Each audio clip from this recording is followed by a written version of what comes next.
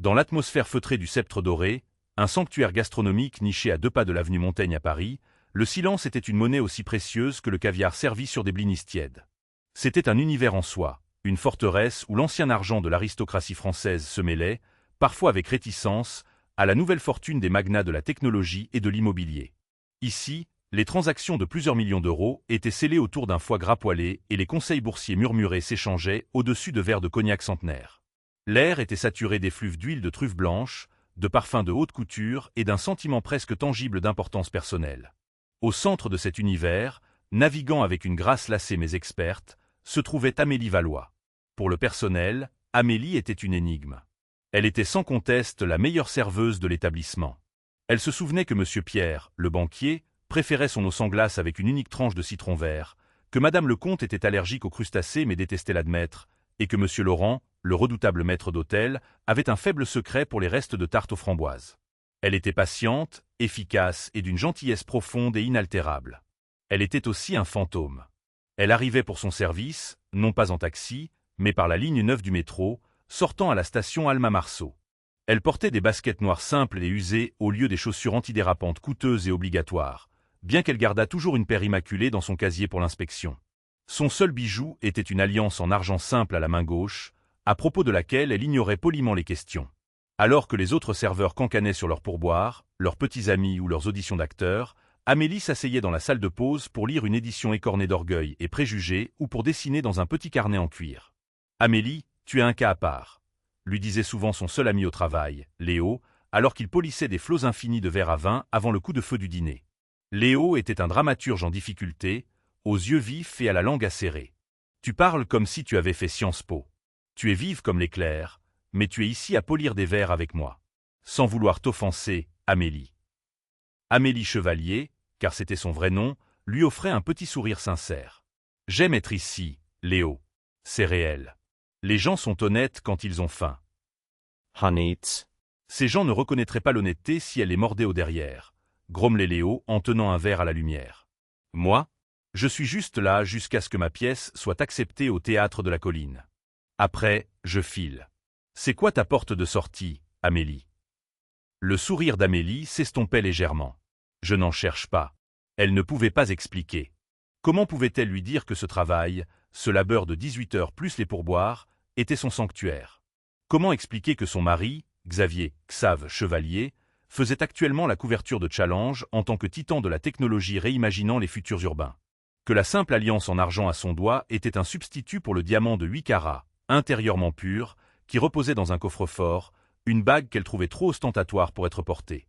Elle et Xavier s'étaient rencontrés à la Sorbonne bien avant que Chevalier Innovation ne devienne un géant mondial. Il était l'héritier brillant et intense d'une fortune logistique, et elle était l'étudiante boursière venue de Lyon, qui suivait un double cursus en histoire de l'art et en économie, travaillant 2 emplois pour envoyer de l'argent à sa mère souffrante. Ils étaient tombés amoureux au cours de séances d'études à 3 heures du matin et de pizza. Bon marché. Lorsque l'argent de sa famille est devenu son argent et que ses idées ont transformé cet argent en une fortune qui éclipsait son héritage, leur monde avait changé. Sa mère, Geneviève Chevalier, une femme qui traitait le tout Paris comme son royaume personnel, n'avait jamais approuvé Amélie. Elle la voyait comme une opportuniste, une fille simple et non polie, indigne du nom Chevalier. Après le décès de la mère d'Amélie, celle-ci avait ressenti une dérive dans le monde de Xavier, fait de galas de charité, de jets privés et d'amis hypocrites. « J'ai besoin de travailler, Xav », lui avait-elle dit, 1 an après leur mariage. « J'ai besoin de sentir le sol. » Xavier, à son crédit, avait compris. C'était un homme qui, malgré sa montre Patek Philippe et ses costumes sur mesure de chez Charvet, préférait encore un simple burger à un repas étoilé au Michelin. « D'accord, » avait-il dit, « mais Amélie, sois prudente. Ce monde, notre monde, est plein de requins. Ils sentiront le sang dans l'eau s'ils pensent que tu es faible. »« Je ne suis pas faible, » avait-elle répondu. « Je suis juste fatiguée de faire semblant. » Ainsi, Amélie Valois, utilisant le nom de jeune fille de sa mère, avait trouvé un emploi. Elle avait commencé comme commis et avait gravi les échelons. C'était ici, dans le chaos organisé du service du soir, qu'elle se sentait le plus elle-même. C'était son ancre dans le monde réel, une promesse faite à la jeune fille de Lyon qu'elle n'oublierait jamais d'où elle venait. Ce soir-là, cependant, une tension étrange flottait dans l'air. Un orage massif roulait sur Paris, et l'humidité rendait l'air collant et oppressant. Monsieur Laurent faisait les 100 pas, le visage plus fermé que d'habitude. « Attention tout le monde !» claqua-t-il juste au moment où les premiers clients arrivaient. « Ce soir, nous avons Séraphine Mercier dans la maison. Table 12. Elle est exigeante. Elle rencontre également un investisseur potentiel pour son nouveau projet Solstice. Je veux un service impeccable. Amélie, tu es sur cette section. Ne me déçois pas. Leo Sifledausment. Séraphine Mercier, la diablesse de l'immobilier. Bonne chance, Amélie. J'ai entendu dire qu'elle mangeait les serveurs au petit déjeuner. Amélie hocha simplement la tête, nouant son tablier blanc impeccable, celui qu'elle avait repassé elle-même cet après-midi-là, solidement autour de sa taille. C'est juste une autre cliente, Léo. Célèbre dernière parole, murmura-t-il alors que les lourdes portes en chêne du sceptre doré s'ouvraient, révélant leur première et plus volatile invitée de la soirée. Séraphine Mercier n'entra pas dans la pièce. Elle l'a conquis. Elle arriva à 19h02, 2 minutes en retard, ce qui, dans son esprit, était le laps de temps parfait pour signaler qu'elle était importante mais pas irrespectueuse. C'était une femme frappante, aux cheveux noirs de jet tirés en un chignon si serré qu'il semblait tendre son visage. Elle portait un tailleur pantalon blanc Chanel d'une coupe saisissante, le genre qui coûtait plus cher qu'une berline de milieu de gamme et qui était totalement impraticable pour une soirée parisienne humide. Des diamants scintillaient à ses oreilles et à sa gorge. Elle était l'incarnation du nouveau riche, ayant gravi les échelons depuis un milieu modeste en banlieue pour devenir l'une des promotrices immobilières les plus impitoyables de la ville. Elle se spécialisait dans le rachat de vieux immeubles sous la loi de 1948, leur revitalisation, un euphémisme pour les vider de leurs habitants, et leur transformation en appartements de luxe pour investisseurs étrangers. Mais Séraphine avait un problème. Elle avait tout l'argent, mais aucun respect. Les vieilles familles, les chevaliers, les Rothschild, les Dassault, la regardaient de haut. Ils la voyaient comme criarde, bruyante et désespérée. Et elle était désespérée. Ce soir était la réunion la plus importante de sa vie. Elle finalisait un accord pour sa tour Solstice, un gratte-ciel monstrueux et étincelant qui déchirait la ligne d'horizon. Le problème, le terrain qu'elle voulait était adjacent à un site classé monument historique et le conseil municipal bloquait ses permis. Elle avait besoin d'un allié, un allié puissant et influent de la vieille garde. Elle avait besoin des chevaliers. Plus précisément, elle rencontrait Xavier Chevalier. La rumeur disait qu'il cherchait un projet phare pour son nouveau fonds de rénovation urbaine philanthropique. Séraphine prévoyait de le convaincre que sa tour était de la rénovation urbaine. La réunion avait été un enfer à obtenir. Ses gardiens étaient légendaires, mais elle l'avait enfin coincé. 19h30, le sceptre doré. Elle était sur les nerfs. Tout son avenir, son entrée dans le vrai monde du pouvoir, reposait sur cette rencontre. Séraphine Mercier. Table pour deux, claqua-t-elle à M. Laurent, sans établir de contact visuel, tapant furieusement sur son téléphone. « Bonsoir, Madame Mercier », répondit Laurent, sa voix étant un vernis lisse et glacial. « Nous avons votre table préférée. »« La Voce. »« Bien. Et je veux une bouteille de Château Margaux 98. Ne me l'apportez pas en train de respirer. Faites-la décanter pour quand mon invité arrivera. Il est extrêmement important. »« Bien sûr, madame, » fit Laurent d'un geste. « Votre serveuse ce soir sera Amélie. » Séraphine leva enfin les yeux de son téléphone, ses yeux bleus froids balayant Amélie. Elle prit en compte l'uniforme propre et simple, le visage sans maquillage excessif, l'absence de bijoux ostentatoires. Son regard s'attarda une fraction de seconde sur les baskets usées d'Amélie, à peine visibles. Un petit sourire cruel joua sur ses lèvres. « Sans valeur, » pensa-t-elle. « Une personne de rien, une servante. »« Peu importe, » dit Séraphine, la congédiant d'un geste de la main. « Apportez-moi juste une eau gazeuse avec 3 tranches de citron. Pas 2, pas 4, et assurez-vous que le verre n'ait pas de traces. Je ne supporte pas les verres tachés. » Amélie inclina la tête. « Tout de suite, madame. » Alors qu'Amélie s'éloignait, Séraphine l'observa. Elle méprisait la faiblesse. Elle méprisait le manque d'ambition. Cette fille, cette Amélie, était tout ce contre quoi elle s'était battue pour ne pas devenir. Un rouage sans visage et remplaçable dans la machine de quelqu'un d'autre. Séraphine s'assit à sa table, la meilleure de la maison, donnant sur le jardin privé du restaurant. Elle sentait les yeux des autres convives sur elle. Ils admiraient son tailleur, ses diamants, son pouvoir. Elle vérifia son téléphone. 19h15. Xavier Chevalier n'était pas encore là. Amélie revint avec l'eau. C'était parfait. Le verre était cristallin, l'eau pétillait élégamment, et exactement 3 tranches de citron jaune pâle étaient perchées sur le bord. Séraphine ne leva même pas les yeux. « Ça vous a pris assez de temps. » Amélie posa le verre sans un bruit. Puis-je vous apporter autre chose en attendant? Mon invité sera là à 19h30. Son nom est Xavier Chevalier. Je veux que vous soyez invisible, mais disponible. Comprenez-vous ce que cela signifie? Ou est-ce trop complexe? La colonne vertébrale d'Amélie se raidit, mais sa voix resta placide. Cela signifie anticiper vos besoins sans être intrusive. Je comprends parfaitement. Séraphine haussa un sourcil épilé, surprise par le vocabulaire. Bien. Maintenant partez. Vous encombrez ma vue. Amélie se retira vers la station de service, ses mains agrippant le plateau en argent si fort que ses jointures étaient blanches. Léo, passant avec une charge de vaisselle sale, jeta un coup d'œil à la table 12. La dame dragon a l'air affamée, chuchota-t-il. Elle est juste nerveuse, chuchota Amélie en retour, ses yeux sur la femme. Elle essaie de prouver quelque chose. Ouais, dit Léo, qu'elle est un être humain horrible. Mission accomplie. Amélie regarda Séraphine taper ses ongles laqués sur la table. 19h30 passa. Puis 19h40. À chaque minute qui passait, l'agitation de Séraphine grandissait. Elle avait déjà renvoyé sa corbeille de pain 2 fois, rassis, et s'était plainte que la musique ambiante était un demi-ton trop bas. Amélie connaissait ce type. La cliente n'était pas en colère contre le service. Elle était en colère contre le monde, contre sa vie, contre quelque chose totalement hors de son contrôle. Et la serveuse était la personne la plus sûre à blâmer. À 19h45, le téléphone de Séraphine vibra. Elle le saisit. Son visage pâlit en lisant le SMS. Assistant de Xavier Chevalier, Monsieur Chevalier a 30 minutes de retard. Un conseil d'administration a débordé. Il s'excuse et sera là pour 20h15. 30 minutes. Il la faisait attendre, elle. Séraphine Mercier. Elle ressentit une vague chaude et piquante d'humiliation. Il signalait qu'elle était la supplicante, qu'il avait le pouvoir. Vous, claqua-t-elle, sa voix coupant le bourdonnement calme du restaurant. Amélie fut à ses côtés en un instant. Oui, madame. Où est ce vin? L'avez-vous oublié? Êtes-vous incompétente? Le château Margaux est en train de décanter comme vous l'avez demandé, dit calmement Amélie. Vous avez demandé qu'il soit prêt à l'arrivée de votre invité. Il n'est pas. Me remettez-vous en question? Siffla Séraphine, sa voix descendant à un niveau dangereusement bas. Je veux mon vin maintenant et apportez-moi un verre. Je ne l'attends pas. Bien sûr. Amélie revint avec la carafe rouge sombre et lourde et un verre unique. Elle versa une petite quantité pour que Séraphine goûte. Séraphine le regarda à peine, le fit juste tourner dans le verre, ses yeux dartant vers la porte. C'est bon.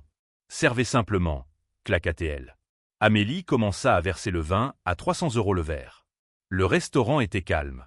L'orage dehors éclatait et un grondement sourd de tonnerre résonna au loin. Séraphine vibrait d'un mélange toxique d'anxiété et de rage. Et alors, cela arriva. La géographie d'un restaurant haut de gamme est un champ de bataille. Serveurs, commis et maîtres d'hôtel se déplacent dans un balai complexe à grande vitesse. Et un seul faux pas peut signifier le désastre. Amélie, vétéran de ce balai, versait le vin de Séraphine d'une main sûre et exercée. Elle était consciente de Léo passant derrière elle avec un plateau d'amuse-bouche pour la table 9. Elle était consciente de Monsieur Laurent planant près du pupitre d'accueil, ses yeux fixés sur la table 12. Séraphine, cependant, n'était consciente que de sa propre frustration bouillonnante. Elle faisait défiler son téléphone, relisant le texte de l'assistant de Xavier. Il s'excuse, une excuse pathétiquement petite pour une telle insulte. Alors que Léo passait, il effleura légèrement l'arrière du bras d'Amélie. C'était un contact minuscule, à peine là, mais à cette seconde exacte, Séraphine leva les yeux de son téléphone, les yeux fous de colère, et fit un geste brusque et saccadé de la main. Et une autre chose, commença Séraphine, ayant l'intention de se plaindre de la température. Yeah. Sa main gesticulante entra en collision avec le bras d'Amélie. Ce n'était pas la bousculade de Léo. C'était le mouvement agité de Séraphine elle-même. Un flot de vin rouge rubis sombre, le Château Margaux 98, jaillit de la carafe, manquant entièrement le verre. Il cascada sur le bord de la table, éclaboussant directement le pantalon blanc crème immaculé du tailleur Chanel de Séraphine Mercier. Un halètement collectif et horrifié aspira l'air de la pièce. Séraphine baissa les yeux. Une tache sombre en toile d'araignée se répandait rapidement sur sa cuisse. Son tailleur blanc, son tailleur à 10 000 €, le tailleur qu'elle avait choisi spécifiquement pour projeter une image de pouvoir propre et intouchable pour Xavier Chevalier. Il y eut un moment de silence pur et figé. Amélie se figea. Oh mon Dieu, chuchota-t-elle. Madame, je suis tellement... Toi. La voix de Séraphine n'était pas un cri. C'était un hurlement. C'était un son qui brisa l'atmosphère placide du restaurant. Elle bondit sur ses pieds, renversant sa chaise dans un fracas.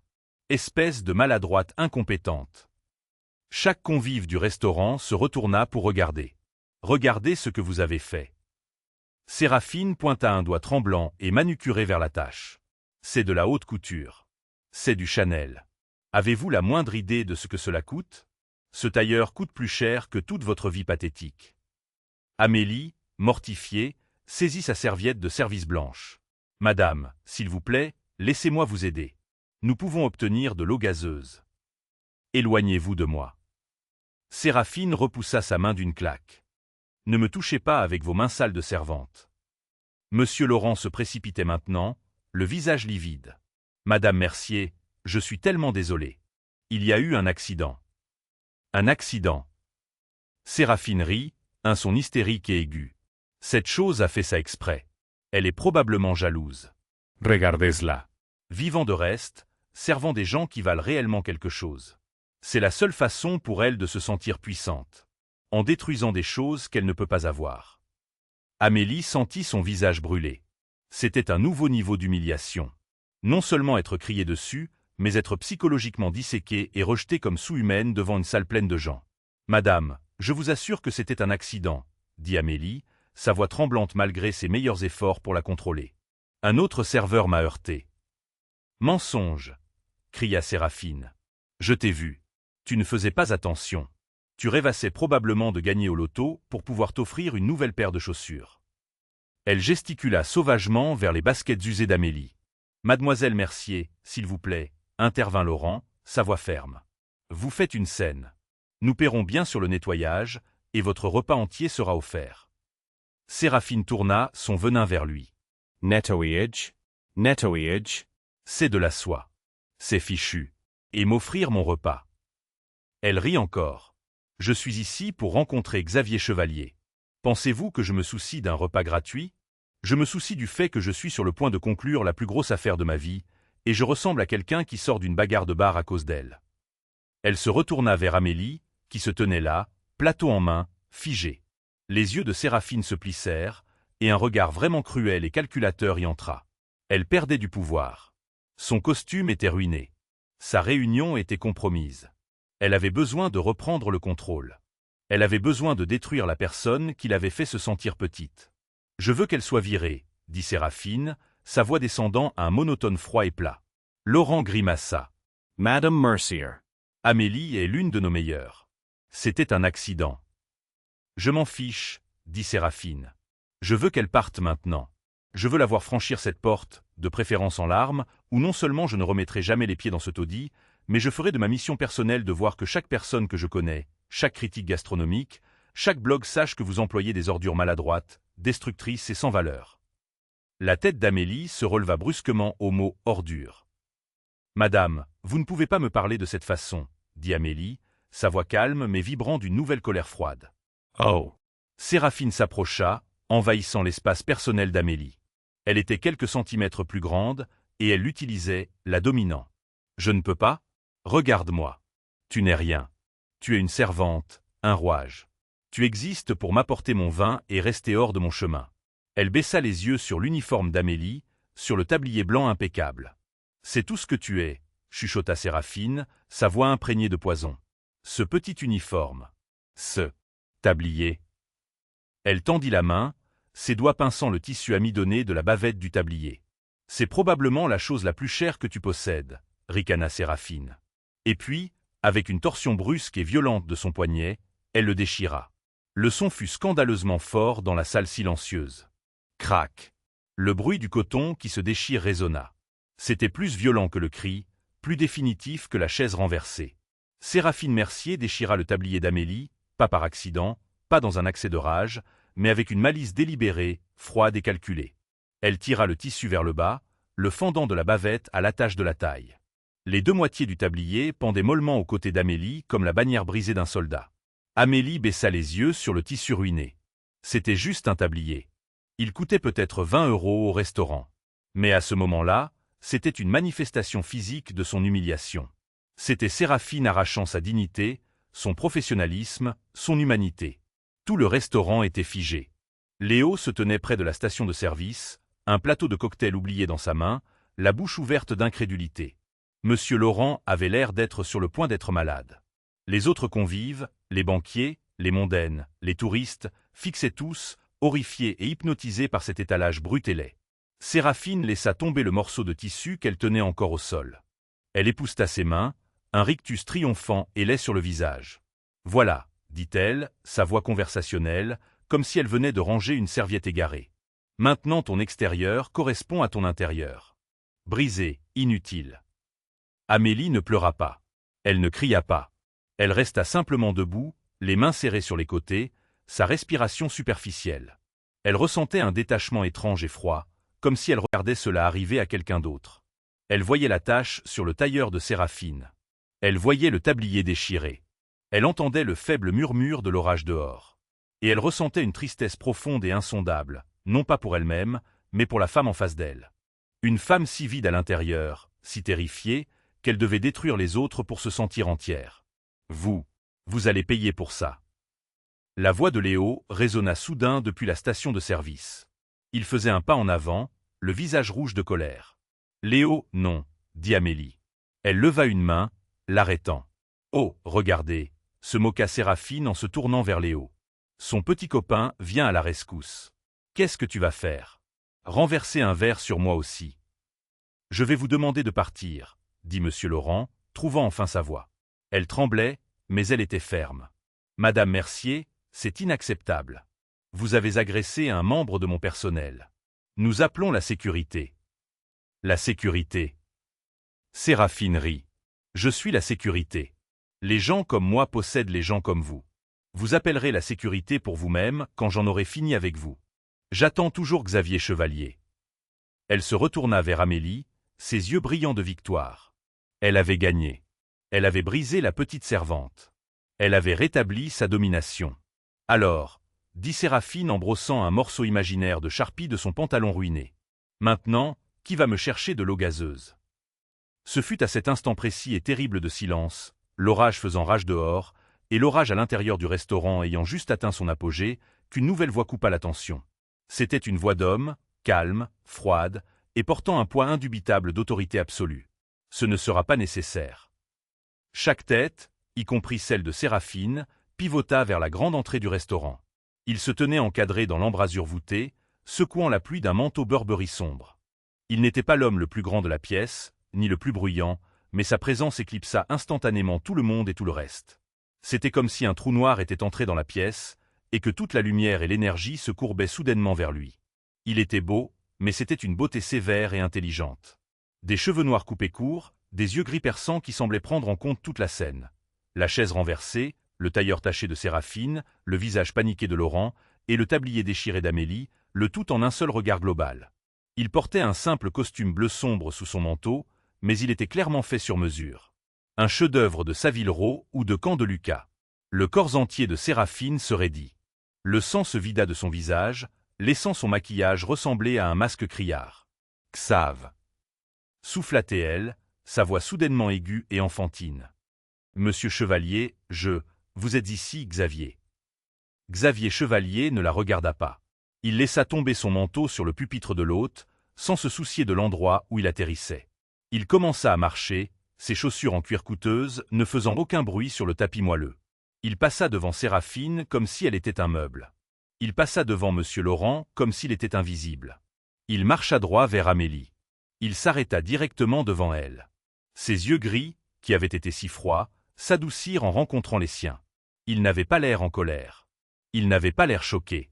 Il avait l'air fatigué et incroyablement, profondément triste. Doucement, sa main se leva. C'était une main forte, une main qui signait des contrats de plusieurs milliards d'euros et détenait des brevets qui changeaient le monde. Il écarta une mèche de cheveux rebelles, humide de son stress, de la joue d'Amélie. Puis son regard tomba sur les deux moitiés déchirées de son tablier. Il tendit la main et, avec une tendresse presque révérencieuse, ses doigts tracèrent le bord déchiré du tissu. Le souffle d'Amélie se bloqua. Une larme unique, celle qu'elle avait retenue, s'échappa finalement et roula sur sa joue. Xavier la recueillit avec son pouce. « Amélie » chuchota-t-il, juste son prénom. C'était chargé d'une douzaine de choses non dites. « Je suis désolé. Je suis là. Est-ce que ça va ?» Amélie fit juste un minuscule signe de tête, presque imperceptible. « Non. » La macoira de Xavier s'acerra. Il tourna la tête juste légèrement pour regarder M. Laurent, qui avait l'air sur le point de s'évanouir. « Ma voiture est au bord du trottoir. » La voix de Xavier était calme, mais elle portait à travers tout le restaurant silencieux. « S'il vous plaît, faites descendre immédiatement les affaires personnelles de ma femme depuis son casier. » Femme. Le mot explosa dans la pièce comme une bombe. La mâchoire de Léo toucha le sol. Les murmures des convives se transformèrent en halètements audibles. Les yeux de M. Laurent s'écarquillèrent d'une horreur naissante et vertigineuse. Mais la réaction de personne ne fut aussi profonde que celle de Séraphine Mercier. Elle fixait la scène, ce titan de l'industrie, cet homme devant qui elle s'était mise à plat ventre pour le rencontrer, caressant le visage d'une serveuse. Son esprit refusait de traiter l'information. « Femme !» bégaya Séraphine, un son grinçant et aigu. « Monsieur Chevalier, Xavier, je ne comprends pas. »« Quoi ? Qu'est-ce que c'est ? Est-ce une blague ? C'est votre serveuse. » Xavier tourna tout son corps pour lui faire face. C'était la première fois qu'il reconnaissait sa présence. Ses yeux gris n'étaient plus doux. C'étaient des éclats de glace. C'étaient les yeux d'un homme qui pouvait détruire des entreprises avant le petit déjeuner et qui le faisait. « Mademoiselle Mercier, » dit-il, sa voix plate et létale. « Voici Amélie Chevalier, ma femme, et vous venez de porter la main sur elle. » Les mains de Séraphine volèrent à sa bouche. La couleur, la bravade, l'arrogance, tout s'évapora. Elle regardait la fin de sa carrière. Elle regardait le cratère fumant où se trouvait autrefois son projet de tour solstice. « Yeah. Je ne savais pas, bégaya-t-elle, reculant d'un pas elle n'a jamais. Je veux dire, c'est une serveuse. Comment pouvais-je savoir que… » Xavier, dit-il en faisant un pas vers elle, est la partie la plus accablante. Vous ne saviez pas qui elle était. Vous n'avez vu que ce qu'elle était, et vous avez décidé que cela vous donnait le droit de l'humilier, de l'agresser. C'était un accident, plaida Séraphine, ses yeux dartant autour d'elle, cherchant un allié. Il n'y en avait aucun. Le vin. Elle l'a renversé sur moi. Regardez mon costume. Elle a ruiné mon costume. J'ai vu les images de sécurité depuis le moniteur de l'entrée en arrivant, mentit Xavier, sa voix soyeuse et lisse. Il ne l'avait pas fait, mais il n'en avait pas besoin. Je vous ai vu devenir agité. Je vous ai vu gesticuler sauvagement. Je vous ai vu frapper son bras. Et puis je vous ai vu l'agresser. Il baissa les yeux sur le morceau de tablier déchiré au sol. Vous avez raison sur une chose, cependant, continua Xavier. Ce costume, il fit un geste vers son pantalon taché, est ruiné. Alors, laissez-moi l'acheter. Séraphine cligna des yeux, confuse. Quoi ? Xavier plongea la main dans sa veste de costume et en sortit un mince portefeuille en alligator noir. Il en sortit une carte. Pas une carte de crédit. C'était une carte de visite en papier épais et vierge avec juste son nom et un numéro privé. Il la jeta sur la table. « Envoyez la facture du costume à mon bureau, » dit-il. « Et une facture détaillée pour le vin de 300 € que vous avez renversé. » Il regarda ensuite M. Laurent et ajouta « Ajoutons, voyons, une indemnité de dérangement de 50 000 € à la note de Madame Mercier pour son comportement. » Monsieur Chevalier, je… Bégaya Laurent. 50 000, répéta Xavier, non pas comme une suggestion, mais comme un énoncé de fait que mon bureau couvrira également. Considérez cela comme un pourboire pour le personnel, en particulier Léo, pour sa retenue. Les yeux de Léo s'écarquillèrent. Enfin, Xavier se retourna vers Séraphine. Elle tremblait. Des larmes de panique pure et non diluée coulaient sur son visage, ruinant son maquillage. Xavier, monsieur Chevalier, s'il vous plaît. L'affaire. Le projet Solstice. J'ai travaillé toute ma vie. Xavier la regarda simplement. Il n'avait pas besoin d'élever la voix. Il n'avait pas besoin de menacer. Le fonds philanthropique Chevalier Innovation, dit-il, sa voix étant un rasoir silencieux, est dédié au soutien et à l'élévation des communautés de cette ville. Après ce dont je viens d'être témoin, il est clair que vous ne partagez aucune de ces valeurs. Vous ne construisez pas de choses, Madame Mercier. Vous ne faites que les démolir. Il retourna vers Amélie, lui prit doucement la main. Il commença à la conduire hors du restaurant. « Notre réunion est terminée, dit-il par-dessus son épaule. En fait, Je pense que votre carrière dans cette ville est terminée. Mes équipes juridiques et de relations publiques vous contacteront. Passez une excellente soirée. Il guida Amélie à travers la mer silencieuse et séparée des convives, passa devant le pupitre où il avait laissé tomber son manteau, et sortit dans la nuit parisienne orageuse, laissant derrière lui une femme d'affaires ruinée, un personnel de restaurant stupéfait et les deux moitiés déchirées du tablier d'une serveuse. L'intérieur de la Bentley blindée et personnalisée de Xavier était silencieux, sauf pour le bruit rythmé des essuie-glaces combattant la pluie torrentielle. La voiture était un coffre-fort, les isolants de la ville, de la tempête et des décombres qu'ils avaient laissés derrière eux.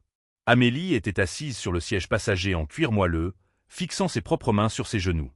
Elle portait toujours le bas de son uniforme, mais l'un des agents de sécurité de Xavier, un homme nommé Gavin, était apparu d'une voiture suiveuse et avait drapé une couverture douce en cachemire sur ses épaules. Elle n'avait pas dit un mot depuis qu'ils avaient quitté le restaurant. Xavier était au téléphone, lui tournant le dos, parlant à voix basse et hachée. « Oui, Michel », disait-il, vraisemblablement à son directeur juridique. Vérification complète des antécédents de Séraphine Mercier. Chaque entreprise, chaque SCI, chaque permis qu'elle a jamais déposé. Non, je ne suis pas intéressé par ses finances. Je suis intéressé par ses vulnérabilités. Je veux savoir sur qui elle a marché pour arriver là où elle est. Il fit une pause, écoutant. Je m'en fiche. Gérez ça et mettez notre équipe de relations publiques sur le coup. Je veux qu'une déclaration soit rédigée. Chevalier Innovation rompt ses liens avec Mercier Développement. Citez un désalignement grossier des valeurs éthiques et humanitaires. Oui, grossier. Faites en sorte que ça pique et découvrez à qui elle a fait fuiter des infos aux Parisiens. Il raccrocha et le silence revint, plus lourd cette fois. Il se tourna vers elle. Son masque de PDG avait disparu, remplacé par le visage d'un mari. « Amélie, dit-il doucement, est-ce que tu… » « Ne le fais pas, dit-elle, sa voix petite. « Ne gère pas ça, dit-elle, le regardant enfin. Ses yeux n'étaient plus tristes. Ils étaient en colère. Tu n'avais pas à faire ça, Xav. Il fut pris de court. Faire quoi? Défendre ma femme. Tu ne m'as pas défendu, dit-elle, sa voix montant. Tu m'as revendiqué. Tu es entré. Tu as étalé ton argent. Tu as étalé ton pouvoir. Et tu as racheté ma dignité pour 50 000 €. Tu as tout ramené à toi. À ton affaire, à ton argent. Amélie, ce n'est pas. Elle t'a agressé. Elle m'a humilié, corrigea Amélie. Et je gérais la situation. Je le faisais. Et puis tu es entré. Qu'est-ce que j'étais censé faire? Demanda-t-il, sincèrement déconcerté. La laisser continuer? Laisser Laurent appeler la sécurité? Tu tremblais. Je tremblais de rage, Xavier. Pas de peur. J'étais sur le point de lui dire. Je ne sais pas ce que j'étais sur le point de lui dire, mais ça aurait été mes mots. Au lieu de ça, tu as fait de moi une victime. Tu as fait de moi la pauvre femme secrète du milliardaire qui avait besoin d'être sauvée. Tu m'as révélé, Xav. Ma vie ici. Mon encre. C'est fini. Je ne pourrai jamais y retourner.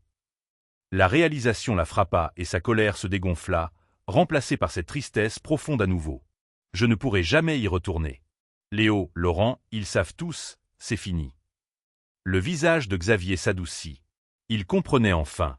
Ce n'était pas à propos d'un costume ruiné ou d'un tablier déchiré. C'était à propos de son identité, celle qu'elle s'était si soigneusement construite, qui volait en éclats. Amélie, dit-il en cherchant sa main. Elle la retira. Ramène-moi juste à la maison, chuchota-t-elle.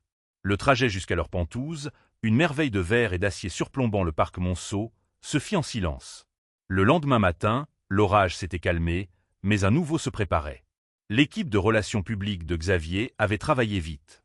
Le Parisien, le journal même que Séraphine avait probablement prévu d'utiliser, titrait en première page « Rage argentée. Une magnate de l'immobilier attaque la femme serveuse du milliardaire Xavier Chevalier ». L'article était brutal.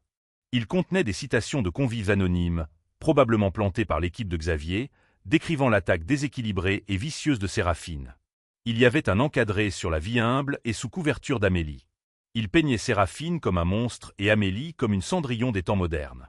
Amélie le lut, l'estomac noué, en buvant son café dans sa cuisine blanche massive et stérile. Puis son téléphone portable privé. Sonna. Le numéro était masqué, mais elle savait qui c'était. Elle répondit. « Tu aurais dû me prévenir qu'il venait. » La voix était glaciale, aristocratique, et dégoulinait de désapprobation. C'était Geneviève Chevalier, sa belle-mère. « Bonjour, Geneviève, » dit Amélie, se préparant. « Je viens de passer la dernière heure au téléphone avec le Conseil de l'Opéra de Paris, expliquant que non, ma belle-fille n'est pas une femme indigente et maladroite. Et oui, nous finançons toujours la nouvelle aile pour enfants. Tu as fait de nous la risée de tous, Amélie. J'ai été agressée, Geneviève. Tu travaillais, claqua Geneviève. Dans un restaurant, comme une vulgaire, eh bien, comme une roturière. À quoi t'attendais-tu? Quand on joue dans la boue, on se salit. Xavier a bâti cet empire, ce nom, et tu le traînes dans le caniveau avec cette mascarade. Tu l'as embarrassé. Tu as embarrassé cette famille. Séraphine Mercier est peut-être une ordure de nouveau riche, mais au moins elle vise le bon cercle. Toi, ma chère, tu n'es qu'une touriste et tes petites vacances sont terminées. Répare ça. La ligne fut coupée. Amélie raccrocha le téléphone, la main tremblante. Geneviève avait, à sa manière cruelle, mis le doigt sur la vérité. Xavier ne l'avait pas sauvée. Il l'avait exposée. Et en faisant cela, il avait donné à Séraphine une excuse et au monde entier une histoire qui n'était pas vraie. Elle n'était pas une victime. Elle n'était pas Cendrillon. Mais le monde la voyait maintenant comme telle. Séraphine n'était pas seulement ruinée. Elle était une paria. Mais elle était une paria qui était, d'une certaine manière, victime des circonstances. Elle ne savait pas. Un nouveau SMS arriva. C'était de Léo. Léo, alors Amélie Valois. Ou devrais-je dire, Madame Chevalier, ton pourboire de 50 est dingue. On le partage tous. Mais ça va? C'était dingue. Amélie sourit. Un vrai sourire. Amélie, je vais bien, Léo.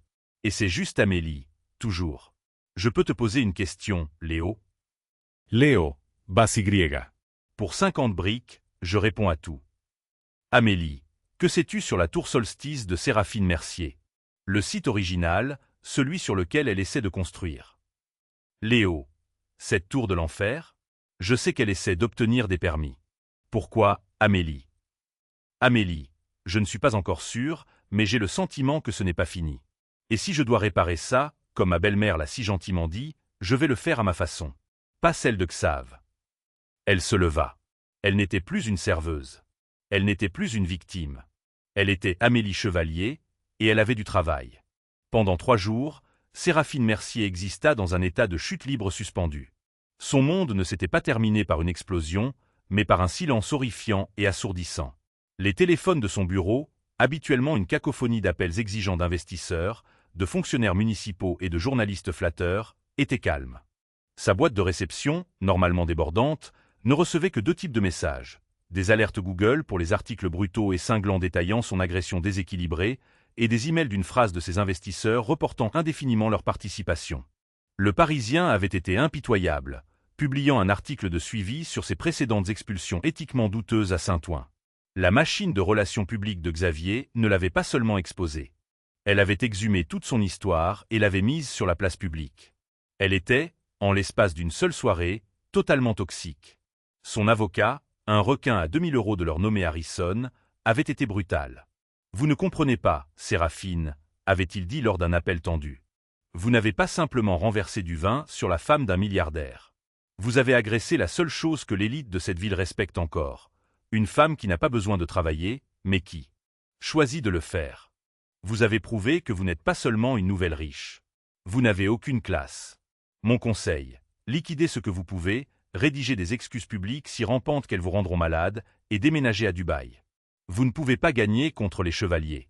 Ils sont le sol sur lequel cette ville est bâtie. » Séraphine avait jeté son téléphone contre son mur en marbre italien personnalisé.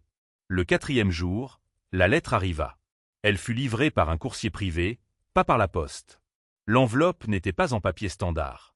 C'était du carton, épais, crémeux et impossiblement lourd, avec le simple C embossé du blason de la famille Chevalier. Ce n'était pas, nota-t-elle avec une lueur de confusion, le logo CI de Chevalier Innovation. C'était une convocation. Le conseil d'administration de la Fondation patrimoniale Chevalier vous invite cordialement à présenter votre proposition Solstice. Vendredi, 10 h. Tour Chevalier, 80e étage. Une décharge d'adrénaline pure et non diluée la traversa. Un piège ou une bouée de sauvetage. Son esprit, désespéré de trouver une prise, tissa une nouvelle narration. L'entreprise de Xavier, le fonds technologique, s'était retirée. Mais ça, c'était le trust familial, le vieil argent, la branche philanthropique. Ce devait être le vrai pouvoir. Peut-être que c'était un test. Peut-être que Xavier, le perturbateur, n'était qu'une partie de l'équation. Peut-être que la famille lui donnait une chance d'expier, de plaider sa cause auprès de la véritable autorité. Peut-être que la femme, Amélie, s'était plainte à la famille, et maintenant les adultes intervenaient pour examiner l'accord que son mari impulsif avait imprudemment abandonné. Oui, cela devait être ça. C'était sa seconde chance. Elle n'allait pas seulement être contrite. Elle allait être la promotrice la plus humble, la plus axée sur la communauté et la charité qu'ils aient jamais vue. Elle allait les gagner. La tour Chevalier n'était pas la flèche de verre futuriste de sa sœur Chevalier Innovation à la Défense. C'était l'original, une forteresse art déco des années 1930 sur l'avenue de Wagram. C'était un monument de granit et de laiton, un temple du capitalisme de l'ancien monde. Le hall était une caverne de marbre poli, feutrée et révérencieuse, sentant légèrement l'huile de citron et la vieille fortune. Elle arriva à 9h50, vêtue d'un tailleur gris anthracite sévèrement modeste, sans bijoux, sauf de simples clous en perles. Son maquillage était minimal. Elle jouait le rôle de la pénitente. Un assistant silencieux la conduisit à un ascenseur privé qui s'ouvrit non pas sur une réception, mais directement dans la salle du conseil du 80e étage. On l'appelait la salle des fondateurs. La pièce était conçue pour intimider. C'était une vaste chambre lambrissée d'acajou, dominée par une table d'une seule dalle de 15 mètres. Les murs étaient tapissés de portraits à l'huile de patriarches et matriarches chevaliers au visage sévère. L'air était lourd du poids de l'héritage.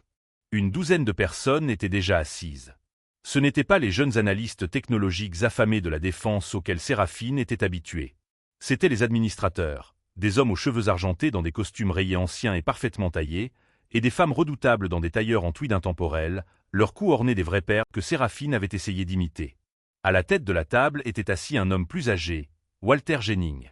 Séraphine le reconnut des registres de charité. C'était le consigliere de la famille Chevalier, l'homme qui gérait leurs affaires privées depuis 40 ans. Ils la fixaient tous. Leur visage n'était pas en colère. Ils n'étaient pas curieux.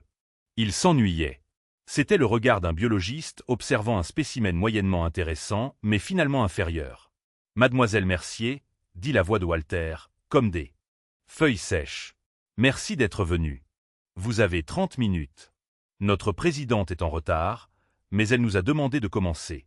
Nous avons tous examiné votre dossier. » La gorge de Séraphine était sèche. « Mon dossier ? Celui que votre équipe a soumis à la commission d'urbanisme et celui que mon équipe, dit-il avec un mince sourire reptilien, a compilé ce matin. Veuillez procéder. » Séraphine, transpirant sous les lumières froides, commença. Elle bafouilla avec son projecteur, ses mains tremblant. Elle se lança dans le discours pathétique et hâtivement réécrit qu'elle avait répété toute la nuit. La tour Solstice n'est pas juste un bâtiment, bégaya-t-elle, sa voix sonnant mince et aiguë dans la vaste pièce. C'est un phare de revitalisation. Nous projetons, 30% de l'espace commercial sera offert à des taux réduits pour des entreprises axées sur la communauté. Nous sommes dédiés à une synergie. Une femme sur la gauche, qui semblait avoir 80 ans et portait une broche en diamant de la taille d'un poing, parla sans lever les yeux de sa broderie. Définissez, entreprise axée sur la communauté, jeune fille.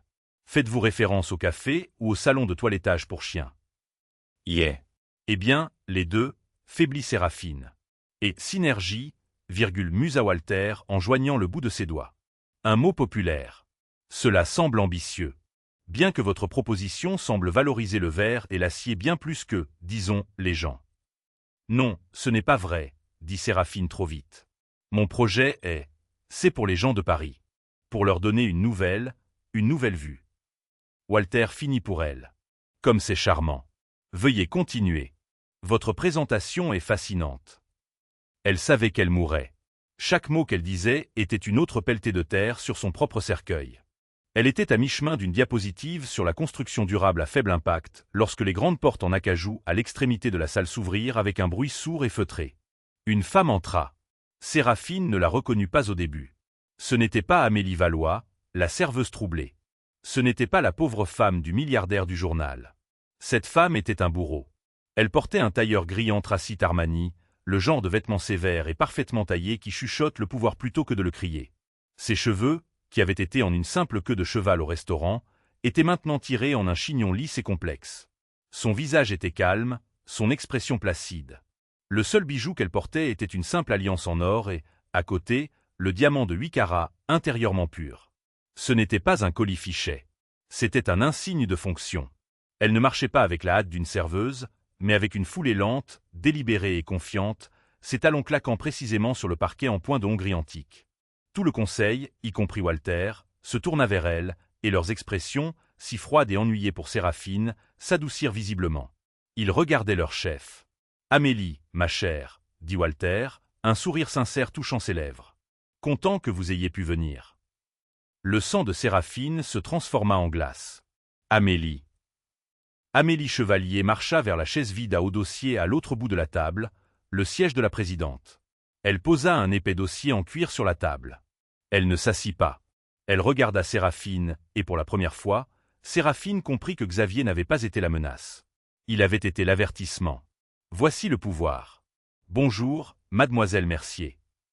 La voix d'Amélie était aussi calme et claire que lorsqu'elle avait demandé une commande de boisson. Je vois que vous avez rencontré mon conseil. Merci, Walter, d'avoir commencé sans moi. J'étais juste en appel avec la mairie de Paris, finalisant notre nouvel accord. Les yeux d'Amélie se verrouillèrent sur Séraphine. Il n'y avait pas de colère, pas de malice, juste une déception profonde et froide. J'ai examiné votre proposition, Séraphine, dit-elle, utilisant son prénom. L'intimité de la chose était une gifle. Pas le phare de synergie, absurde que vous débitez maintenant. Je veux dire la vraie. Le rapport structurel et environnemental de 800 pages que vous avez déposé à la ville. Celui que vous avez essayé de faire classer comme confidentiel. Amélie ouvrit son dossier. Elle n'avait pas de projecteur. Elle sortit un grand plan roulé. Elle l'étala sur la table. « Ceci est votre site Solstice, » dit-elle. « Ce grand parking vide, tant de potentiel. Mais vous et moi savons tous les deux qu'il n'est pas vide, n'est-ce pas? Il est juste commodément adjacent. » Elle tapa sur le bâtiment à côté du terrain, le refuge Saint-Jude, fondé en 1953. C'est un foyer de transition pour plus de 200 femmes et enfants fuyant la violence domestique. Le saviez-vous? C'est un vieux bâtiment, bégaya Séraphine, sentant les yeux du conseil sur elle. Nous, mon équipe, nous avions prévu une donation caritative. Une donation? Se moqua Amélie, une lueur d'émotion apparaissant enfin. Page 472 de votre propre rapport d'ingénierie, Madame Mercier. Le forage de fondation profonde requis et le battage de pieux rendront, avec 95% de certitude, la structure adjacente structurellement instable. Amélie leva les yeux, ses yeux perçants. Vous n'alliez pas faire de don. Vous alliez faire condamner le bâtiment. Vous alliez utiliser les codes de sécurité comme une arme pour rendre 200 femmes et enfants sans abri. Aussi, vos propriétaires de condos de luxe n'auraient pas à regarder un refuge pour femmes depuis leur piscine à débordement.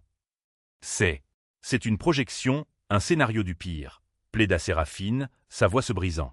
Nous les aurions relogés. C'est les affaires. Ce n'est pas les affaires, Madame Mercier.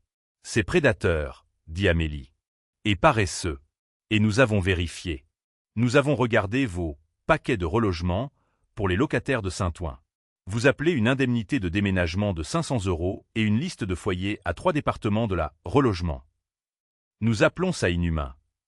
Amélie s'assit enfin, joignant ses propres doigts, imitant parfaitement Walter. Vous n'avez pas vu Saint-Jude, n'est-ce pas, Séraphine? Tout comme vous ne m'avez pas vu. Vous avez regardé ce refuge et vous m'avez regardé et vous avez vu la même chose. Quelque chose sans valeur. Quelque chose sur votre chemin. Quelque chose à démolir et à jeter. Amélie se pencha en avant. Mon mari Xavier, il dirige le Nouvel Argent Chevalier. C'est un perturbateur. C'est une tempête. Il aime casser des choses pour voir ce qu'il y a à l'intérieur. Et il vous aurait brisé pour ce que vous avez fait. Il vous aurait poursuivi jusqu'à l'oubli. Le cœur de Séraphine trouva impossiblement un nouveau bat terrifiant. Mais moi, continua Amélie, sa voix descendant, je dirige le Vieil Argent. Cette fondation a été lancée par la grand-mère de mon mari, Éléonore Chevalier, la même femme qui a posé la première pierre du refuge Saint-Jude en 1953. Et nous ne sommes pas des perturbateurs, Madame Mercier. Nous sommes la fondation. Nous sommes la terre. Nous ne cassons pas les choses. Elle fit une pause, laissant les mots pendre dans l'air. Nous construisons des choses. Amélie sourit, Un sourire serré, corporatif et totalement final. À partir de 9 h ce matin, la Fondation familiale Chevalier a officiellement acquis le refuge Saint-Jude, le parking que vous convoitiez, et les 2 terrains adjacents pour une somme non divulguée. Votre projet Solstice, tel que vous l'avez envisagé, est mort. Séraphine sentit le sol se dérober. Vous ne pouvez pas. J'avais un accord d'exclusivité avec la ville. Vous en aviez un, acquiesça Amélie. Et vous avez fait défaut sur sa clause de bonne foi communautaire au moment où vous avez déposé ce rapport d'ingénierie. Le maire a été très compréhensif une fois que je lui ai expliqué. Au lieu de votre tour, nous construirons le nouveau centre Éléonore Chevalier pour les femmes et les familles, une installation de pointe, et je superviserai personnellement le projet. Elle se leva, un signal clair que la réunion était terminée. Vous voyez, Séraphine, dit Amélie en contournant la table vers elle. L'équipe de mon mari a trouvé le problème, mais mon équipe a trouvé la solution. Vous n'étiez jamais seulement cruelle. Vous étiez redondante. Séraphine n'était rien. Elle était un fantôme.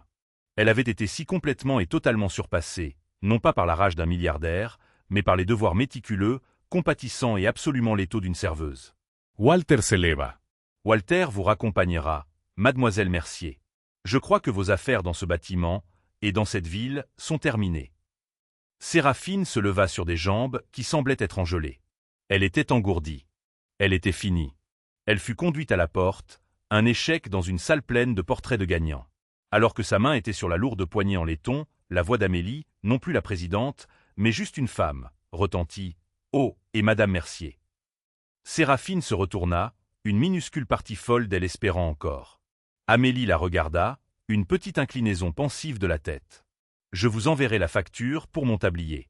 C'était mon préféré. » Amélie prouva que le vrai pouvoir n'est pas une question d'argent sur votre compte en banque, mais de caractère dans votre cœur et d'intelligence dans votre esprit. Séraphine Mercier apprit à la dure que la personne qui vous sert votre vin pourrait bien être celle qui possède tout l'immeuble. Le Sceptre Doré perdit sa meilleure serveuse, mais Paris gagna une nouvelle avocate puissante. Et quant à Geneviève Chevalier, eh bien, elle est toujours furieuse, mais c'est une histoire pour une autre fois.